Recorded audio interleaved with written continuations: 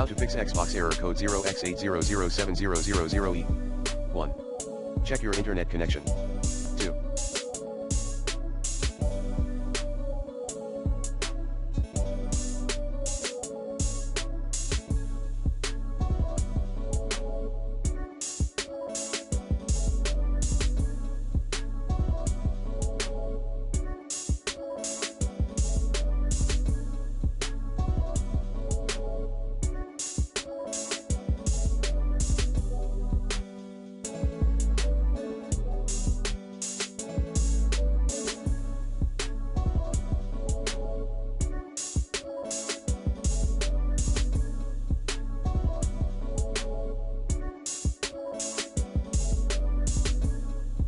Power cycle your Xbox console.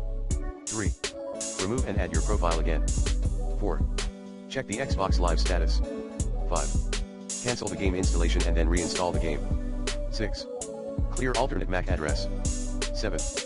Clear local save games. Path, profile.